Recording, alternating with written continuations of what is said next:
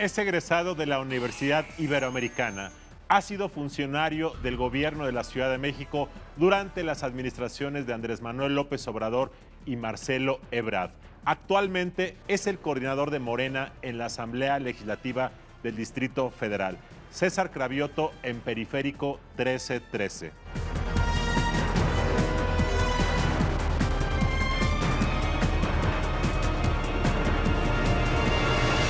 César, tú coordinas ahora el grupo de Morena en la Asamblea Legislativa de la Ciudad de México, pero da la impresión desde afuera que la Asamblea que debiese vigilar al Ejecutivo en la Ciudad de México no lo ha hecho durante mucho tiempo, quizá en parte porque el PRD tuvo supermayorías y se dedicó a cuidar en lugar de controlar al gobierno de la ciudad.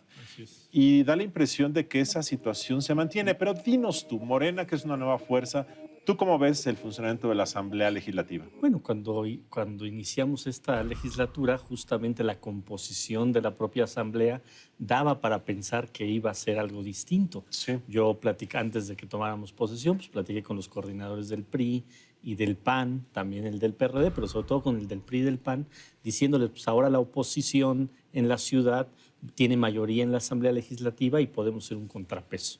Y habíamos caminado así. Cuando se da la instalación de la Asamblea, pues fiasco.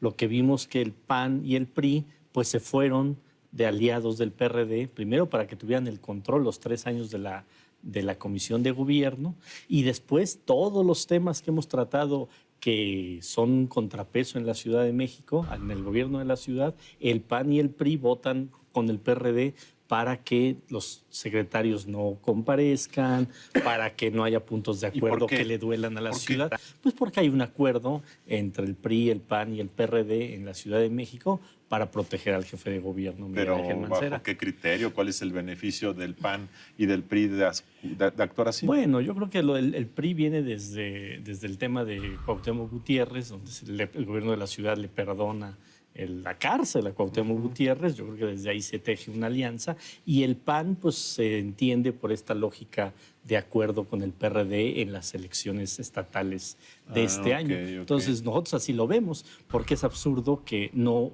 hagan su función de oposición ahora que tienen la oportunidad. Yo le decía a Romero, el coordinador del PAN, le decía, pues ustedes que han sido oposición tantos años del PRD en la ciudad, pues hoy sí pueden ejercer esa oposición que valga. Pero no lo han hecho así. Bueno, la verdad es que la legislatura anterior, el PAN también brilló por su ausencia en la Asamblea Legislativa. No hizo absolutamente nada. Ya no recuerdo la anterior, pero la verdad es que el PAN, que la vez pasada era la primera fuerza de oposición, la primera minoría, navegó en el confort. Y también se explica porque llegaron a un acuerdo, un entendimiento del reparto de los recursos al interior de la Asamblea. Tú recordarás, porque además tú escribiste sobre el tema, de que nosotros teníamos una propuesta de austeridad en la Asamblea, de bajar en 50% los recursos, de casi 2,000 millones a 1,000 millones, y demostramos que se podía operar la Asamblea con 1,000 millones de pesos. Y el presupuesto que se aprobó fue casi de 1,900 millones, o sea que no le quitaron un peso a la Asamblea Legislativa, y el reparto de los recursos pues está en esas 3 fuerzas políticas. O sea que ahorita el partido mayoritario en la Ciudad de México es prácticamente la única oposición. Somos la única oposición. De tal manera que no se modificó la relación entre Asamblea Legislativa y Gobierno federal. Aunque ha servido mucho que a 20 porque diputados ya no hay hegemonía, ya no hay hegemonía, y aunque nos mayoritean en las votaciones, pues hacia afuera sí tenemos una cara. Justamente, por ejemplo, ganamos y digo ganamos porque nosotros nos metimos con los vecinos que se oponían al corredor Chapultepec, obligamos con nuestra posición y con la posición de los vecinos a que se hiciera una consulta. Están ejerciendo su papel de oposición. Estamos ejerciendo nuestro papel de oposición, y esta relación que se ha dado en la Asamblea pues nos pone en una situación positiva para nosotros, porque primero, PRD ya cómo sigue argumentando que es partido de izquierda si está aliado con la derecha. Y cómo PRI y PAN pueden decir que son oposición si están aliados con el partido del gobierno y con el propio gobierno. Entonces nos quedamos como el partido de oposición y de izquierda en la ciudad, y así estamos caminando, y por eso estamos avanzando políticamente en la Ciudad de México como Morena. La Asamblea Constituyente que redactará la Constitución de la Ciudad de México será integrada por 100 diputados. 60 serán votados por las personas mayores de 18 años de la Ciudad de México. De los 40 restantes, 14 serán senadores y 14 diputados. 6 serán elegidos por el jefe de gobierno de la Ciudad de México y los 6 restantes por el presidente de la República. César, viene la elección de una asamblea constituyente para dar forma a una constitución de la Ciudad de México. Ustedes han tenido posiciones críticas, pero quizá también vean algún aspecto positivo de todo esto. No. Bueno, primero decir que la crítica pues, es una crítica con solidez. ¿Por qué? Sí. Pues porque se ve una sobrerepresentación, va a tener una sobrerepresentación tanto el PRI como el PRD de su propia fuerza en la ciudad. El PRI en los últimos, desde el 97 que hay elecciones en la ciudad, nunca ha pasado del 15% de la votación. O sea, debería de tener 15 constituyentes. Ahora, como la Cámara de Diputados, la Cámara de Senadores y el presidente de la República le va a dar por dedazo diputados constituyentes al PRI, va a tener, y entre lo que la votación que saque, va a tener alrededor de 30, César, pero 30 si constituyentes. quitas la crítica del procedimiento mediante el cual se va a elegir a la Asamblea Constituyente, ¿lo demás a ustedes les gusta? ¿Que vaya una nueva constitución y una forma de organización política? Bueno, sí nos gusta que haya una constitución, por supuesto que sí, pero nuestro planteamiento es, si ya entramos con un déficit democrático en el constituyente, puede tener regresiones la Constitución. ¿Por qué? Pues porque no hay una representación real de las fuerzas políticas y de la ciudadanía en la Constitución. Los elementos que quedaron conformados en la reforma constitucional, lo que dice hoy ahí ya el texto constitucional, ¿eso te gusta? Algunas cosas creo que se quedaron cortas. Por ejemplo, el tema de las propias facultades que van a tener ahora los cabildos y las alcaldías. No van a tener todas las facultades que tiene un municipio en el resto del país. Y eso no me gusta. Va a seguir habiendo mucho centralismo en el manejo de los presupuestos de las alcaldías por parte del gobierno central. Y todavía va a seguir habiendo injerencia, digamos, del gobierno federal y de la Cámara de Diputados federal sobre la autonomía de la Ciudad de México. Eso no me gusta.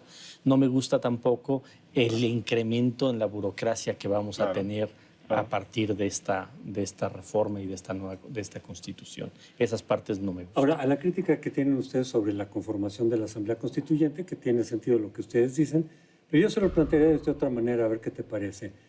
Tratándose de una constitución, tendría que prevalecer más allá de la composición momentánea de las fuerzas políticas. Eventualmente las fuerzas políticas pueden cambiar en 3 años, en 6, en 9.